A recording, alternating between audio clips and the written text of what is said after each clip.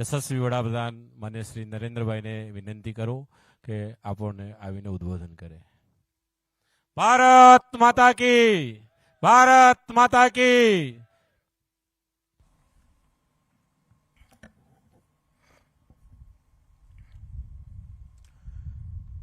कार्यक्रम में उपस्थित गुजरात के लोकप्रिय मुख्यमंत्री श्री भूपेंद्र भाई पटेल, कालिका माताजी मंदिर ट्रस्ट के प्रेसिडेंट श्री सुरेंद्र भाई पटेल, राज्य सरकार के मंत्री भाई पूर्णेश मोदी, यहां उपस्थित सभी वरिष्ठ पूज्य संतगण, सभी श्रद्धालु साथी, देवी और सज्जनों, आज कई वर्षों के बाद पावागढ़ मां काली के चरणों में आकर के कुछ पल बिताने का, आशीर्वाद प्राप्त करने का सौभाग्य मिला. मेरे लिए जीवन की बड़ी धन्य पल है. सपना जब संकल्प बन जाता है और संकल्प जब सिद्धि के रूप में नजर के सामने होता है तो उसका आनंद कितना हो सकता है, इसकी आप कल्पना कर सकते हैं. आज का ये पल मेरे अंतर मन को विशेष आनंद से भर देता है. कल्पना कर सकते हैं 5 शताब्दी के बाद और आजादी के 75 साल बीतने के बाद 5 शताब्दी तक मां काली के शिखर पर ध्वजा नहीं फहरी थी. आज मां काली के शिखर पर ध्वजा,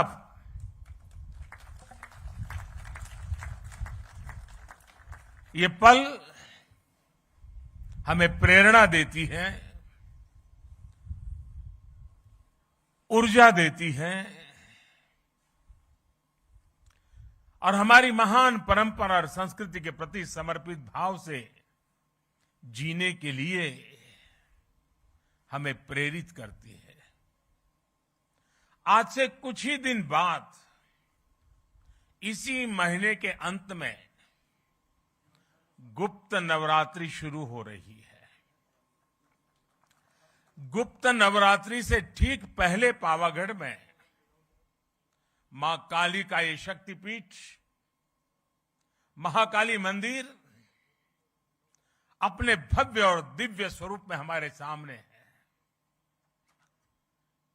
शक्ति और साधना की यही विशेषता होती है.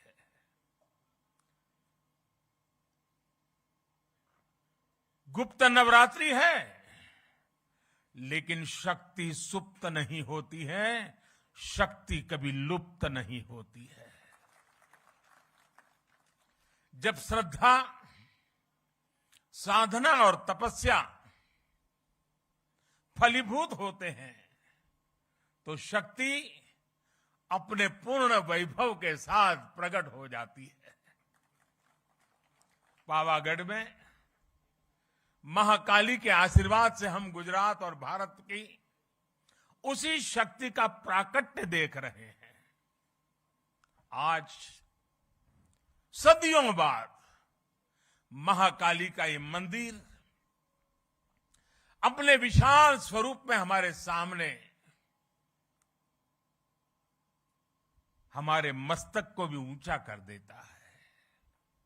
आज सदियों बाद पावागढ़ मंदिर में एक बार फिर शिखर पर ध्वज फहरा रहा है. ये शिखर ध्वज केवल हमारी आस्था और आध्यात्म का ही प्रतीक नहीं है.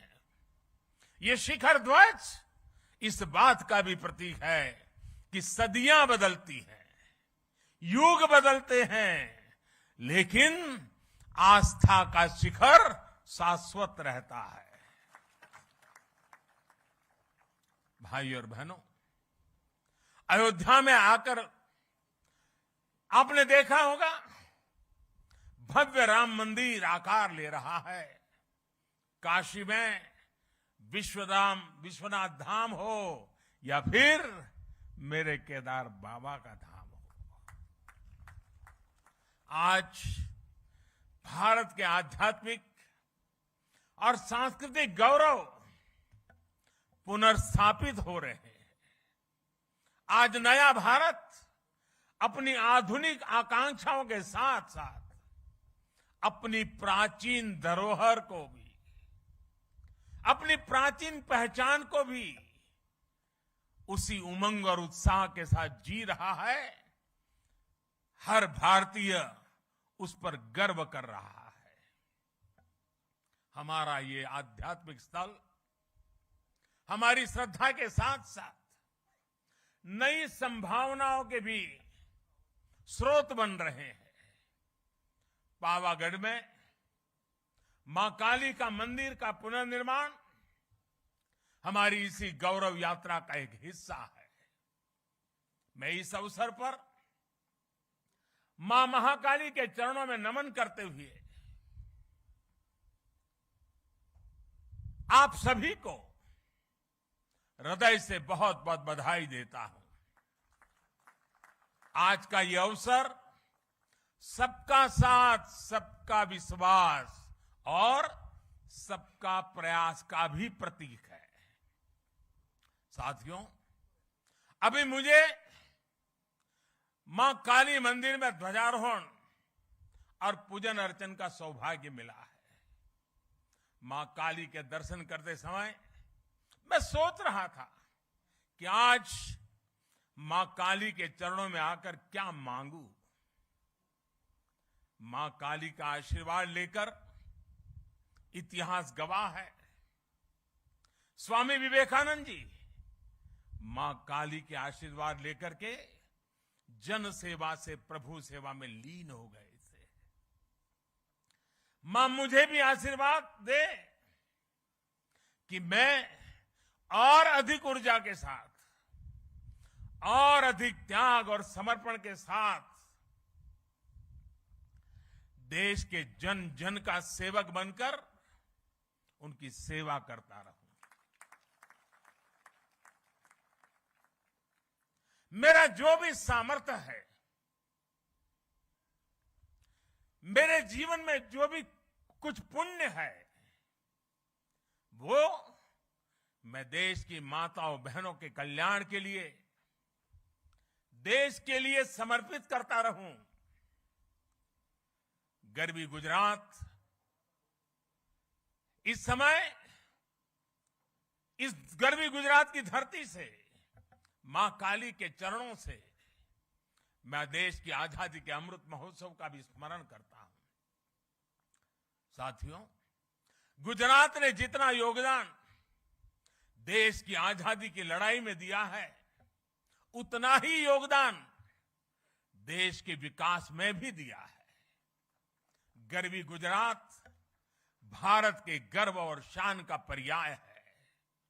गुजरात ने भारत के व्यापार का भी नेतृत्व किया और भारत के आध्यात्मता का भी उसे संरक्षित करने का पूरा प्रयास किया।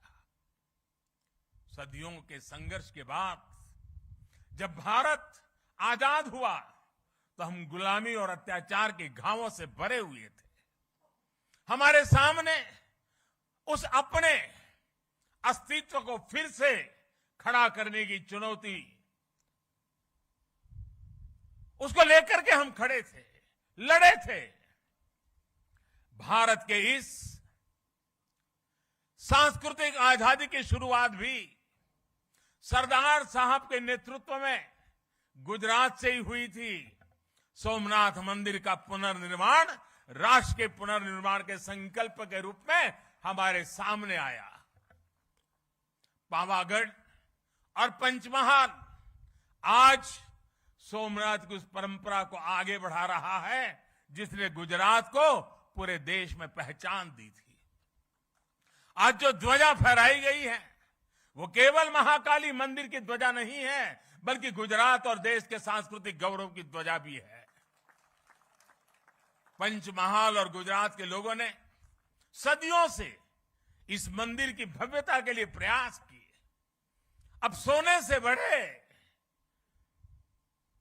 इस कलश के साथ इस मंदिर से जुड़ा वो सपना पूरा हुआ है। आज पावागढ़ और पंचमहाल की तपस्या सिद्ध हुई है। पंचमहाल और इस क्षेत्र में पुराना तो मुझे याद है, आज की परंपरा मुझे उतना पता नहीं है, लेकिन जो पुराना मैं जानता हूं, जब भी कोई शादी विवाह होता था तो इस मंदिर में सबसे पहले भक्त आकर के शादी का जो निमंत्रण पत्र होता था वो मां के चरणों में रख देता था।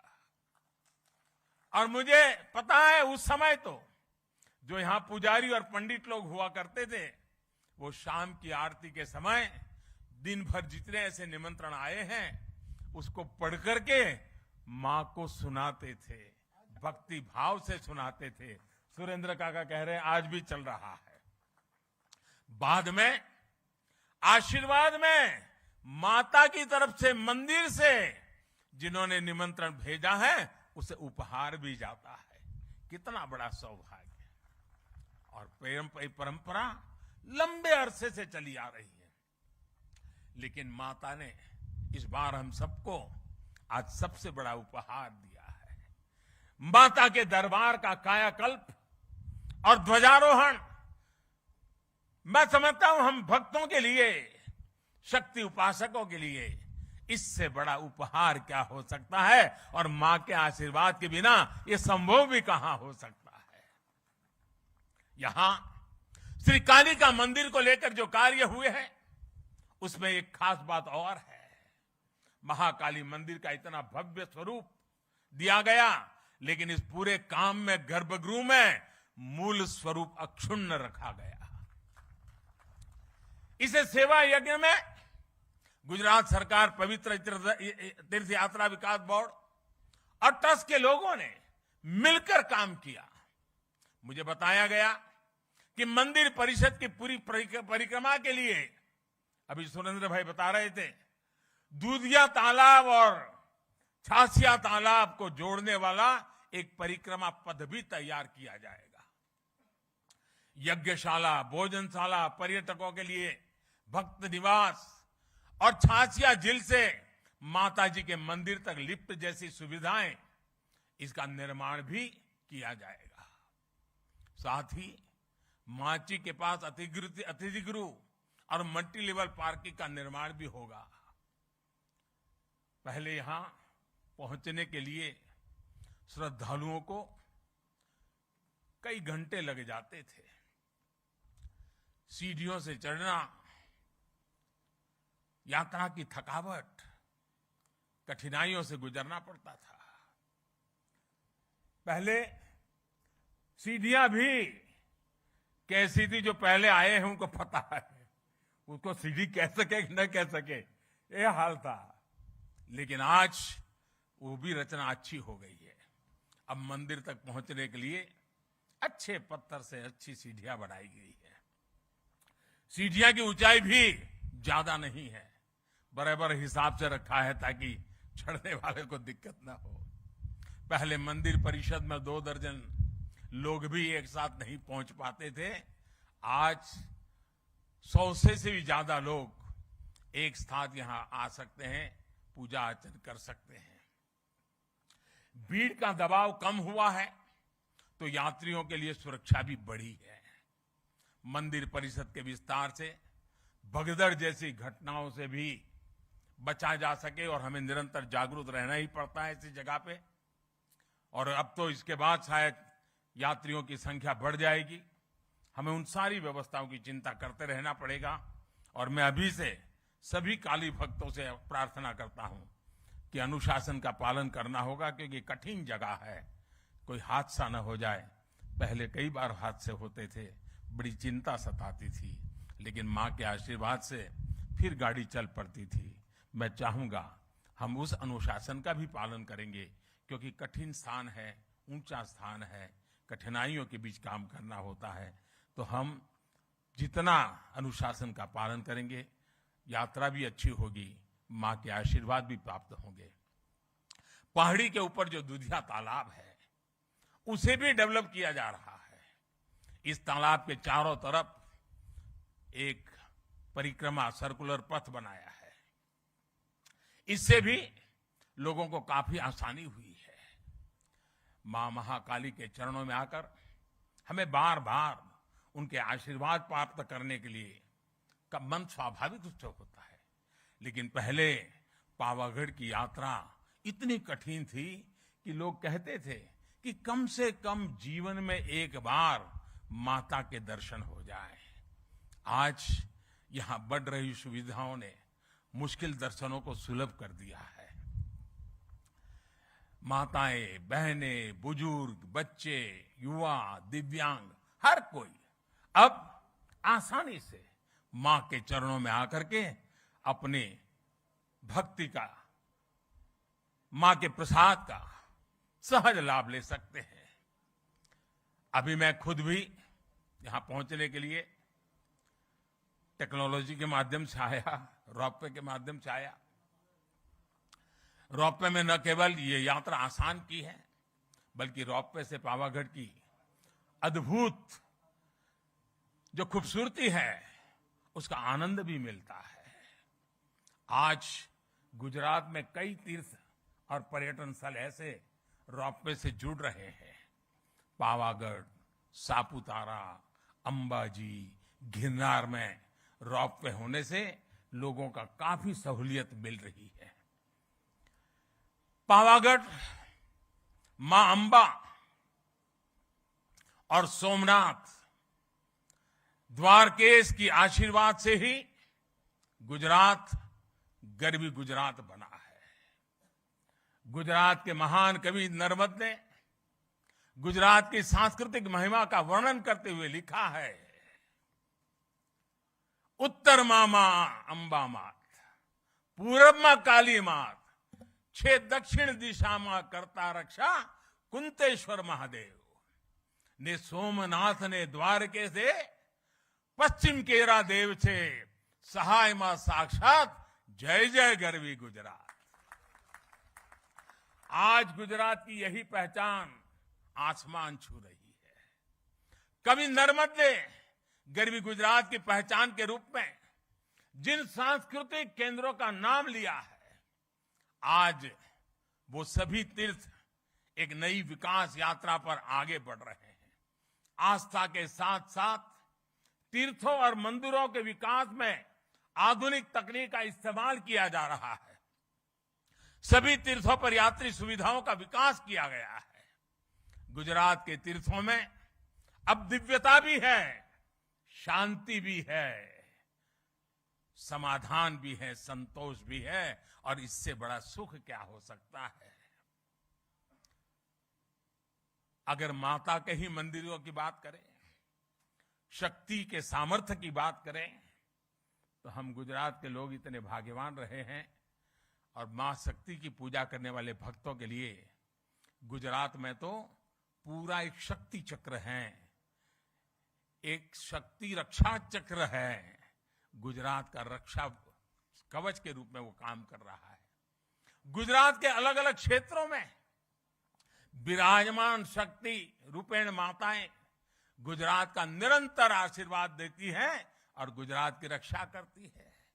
बनासकांठा में मां अंबाजी, पावागढ़ में मां काली, चोटीला में चामुंडा मां, ऊंझा में उमिया मां, कच्छ में के माताजी नो मढ़ आशापुरा मां, नवसारी के पास उनाई माता, डेड़िया के पास देवमोगरा मां, भावनगर के पास खोडियार मां, महसाना के पास बहुचर मां, उधर हमारे खोड़ल धाम, उधर उमिया धाम, गिरनार के ऊपर अंबा मां, अनेक माताएं हर कोने में हमें निरंतर आशीर्वाद है। यानी हम कह सकते हैं कि हम पर एक शक्ति का आशीर्वाद है। अंबाजी में गब्बर फुट हिल्स अभी हमारे भूपेंद्र भाई वर्णन कर रहे थे। 3D वीडियो प्रोजेक्शन मैपिंग की शुरुआत की गई है। साथ में महाआरती भी शुरू की गई है। केंद्र की प्रसाद योजना के तहत गब्बर तीर्थ का पुनरुद्धार भी किया जा रहा है। अंबाजी मंदिर परिसर के विकास की योजना पर भी काम चल रहा है। कोटेश्वर महादेव मंदिर, रिंछड़िया महादेव मंदिर जैसे पुण्य स्थानों का विकास भी किया जा रहा है। अभी कुछ समय पहले मुझे सोमनाथ मंदिर में भी कई विकास कार्यों के लोकार्पण का अवसर भी मिला था। द्वारिका में भी घाटों, यात्री सुविधाओं और मंदिरों के सौंदर्यीकरण पर भी काम किया गया है। पंचमहाल के लोगों से मेरा आग्रह होगा, बाहर से जो भी श्रद्धालु यहां दर्शन करने आए, उनको आप अपने राज्य के इन सभी स्थानों पर जाने के लिए जरूर कहिएगा। माधोपुर में जहां भगवान श्री कृष्ण और रुक्मिणी का विवाह हुआ था, वहां रुक्मिणी मंदिर का पुनर्विकास भी किया जाएगा। अभी अप्रैल के महीने में जैसा भूपेंद्र भाई ने बताया, हमारे राष्ट्रपति जी ने माधोपुर गेट मेले का उद्घाटन करके वो स्वयं यहां आए थे। तीर्थों का ये विकास केवल आस्था के विकास का विषय तक ही सीमित नहीं है, बल्कि हमारे तीर्थ समाज की गतिशीलता और राष्ट्र की एकजुटता के भी एक बड़े महत्वपूर्ण जीवंत प्रतीक है। इन तीर्थों और मंदिरों में आने वाले श्रद्धालु अपने साथ कई नए अवसर भी लेकर आते हैं। किसी भी क्षेत्र में पर्यटन बढ़ता है तो रोजगार भी बढ़ता है, इंफ्रास्ट्रक्चर का भी विकास होता है। हमारे तीर्थ यात्रियों को स्थानीय संस्कृति से तो परिचित करवाते ही हैं, स्थानीय कला, कौशल, शिल्प का भी प्रचार प्रसार होता है। हम सभी इस बात के गवाह हैं। हमारा केवड़िया, वहां का हमारा Ekta Nagar, statue of unity, उसके बाद वहां पर्यटकों की जो संख्या बढ़ी है, आज दुनिया में महत्वपूर्ण पर्यटन क्षेत्रों में वो एक डेस्टिनेशन के रूप में जाना जाने लगा है। दुनिया में उसने भी जगह बना ली है। इसी तरह सुविधाएं बढ़ने के बाद काशी विश्वनाथ धाम और चार धाम यात्रा में भी श्रद्धालुओं की संख्या नित नए रिकॉर्ड बना रही है। इस बार तो केदारनाथ में अभी तो कुछ ही सप्ताह हुए हैं, सारे रिकॉर्ड तोड़ दिए हैं, इतने यात्री वहां पहुंचे हैं। पावागढ़ के विकास से मंदिर में आने वाले श्रद्धालुओं की संख्या बढ़ेगी, तो उसका लाभ बड़ौदा हो, पंचमहाल हो, इस पूरा हमारा वनवासी पट्टा हो, हमारे आदिवासी भाई बहन हो, सबके जीवन में एक बहुत बड़ी ताकत भरने वाला है। जो श्रद्धालु मंदिर में आएंगे वह यहां से विरासत वन भी जाएंगे। विरासत वन प्रकृति, पर्यावरण, परंपरा और आयुर्वेद जैसे विषयों पर देश के लिए एक बड़ा आकर्षण और प्रेरणा का केंद्र बन सकता है। इसी तरह आर्कियोलॉजिकल पार्क और पावागढ़ किला के लिए भी आकर्षण बढ़ने वाला है। विकास ये कार्य पंचमहाल को देश में प्रमुख पर्यटन स्थल के रूप में उभरने में मदद करेंगे। पावागढ़ में अध्यात्म भी है, इतिहास भी है, प्रकृति भी है, कला संस्कृति भी है। यहां एक और मां महाकाली का शक्तिपीठ है, तो दूसरी ओर जैन मंदिर की धरोहर भी है। यानी पावागढ़ एक तरह से भारत के ऐतिहासिक विविधता के साथ सर्वधर्म समभाव का केंद्र रहा है। यूनेस्को ने चांपानेर के पुरातत्व स्थल को विश्व धरोहर, वर्ल्ड हेरिटेज के रूप में इस साइट को दर्ज किया हुआ है। यहां बढ़ता हुआ पर्यटन यहां की पहचान को भी और मजबूत करेगा। पंचमहाल में पर्यटन की संभावनाओं के साथ साथ यहां के युवाओं के लिए बड़ी संख्या में नए अवसर तैयार होने वाले हैं। हमारे आदिवासी भाई बहनों के विशेष रूप से रोजगार के नए अवसर आने वाले हैं। आदिवासी समाज की कला, संस्कृति और पारंपरिक कौशल को भी नई पहचान मिलने वाली है। और हमारा पंचमहाल तो बैजू बावरा जैसे महान गायकों की धरती रहा है। वो प्रतिभा आज भी यहां की मिट्टी में है।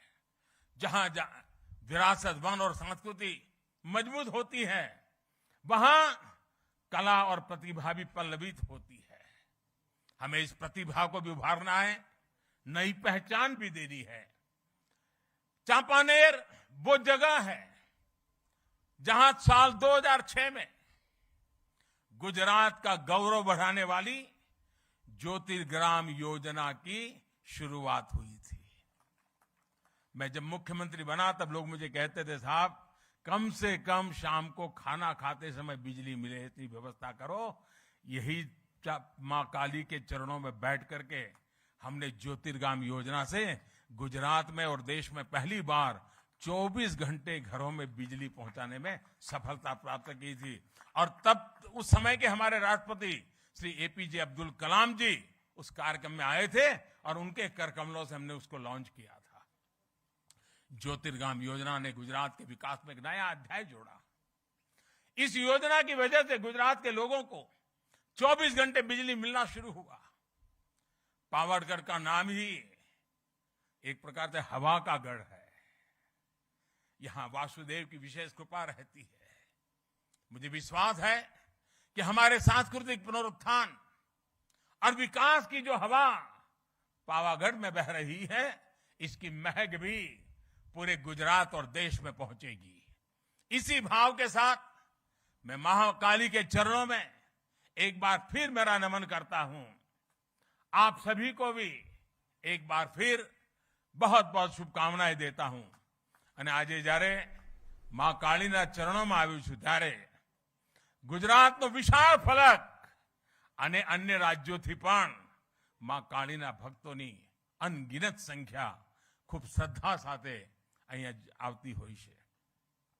એ શ્રદ્ધાળુઓને પણ અનેક અનેક શુભકામનાઓ આપું છું। કારણ એમણે જે સપના જોયા હશે, એમના પૂર્વજોએ જે સપના જોયા હશે, એમના પૂર્વજો જે આશા સાથે આવતા હતા અને નિરાશ થઈને પાછા જતા હતા, આજે એમના સંતાનો એમના પૂર્વજોને પણ કહી શકશે કે આપે ભલે કષ્ટ વેઠ્યા હોય પણ હવે યુગ બદલાણો છે। હવે માં કાલી પૂરા ગૌરવ સાથે આપણને આશીર્વાદ આપી રહી છે। એવી જ એક ભાવના સાથે ફરી એકવાર આપ સૌને ખૂબ ખૂબ શુભકામનાઓ। સૌ ટ્રસ્ટી મંડળને, ગુજરાત સરકારને, ભૂપેન્દ્રભાઈના નેતૃત્વમાં થયેલા કામોને હૃદયથી બિરદાવું છું। આપ સૌને ખૂબ ખૂબ શુભેચ્છા આપું છું। ખૂબ ખૂબ ધન્યવાદ। ખૂબ ખૂબ આભાર।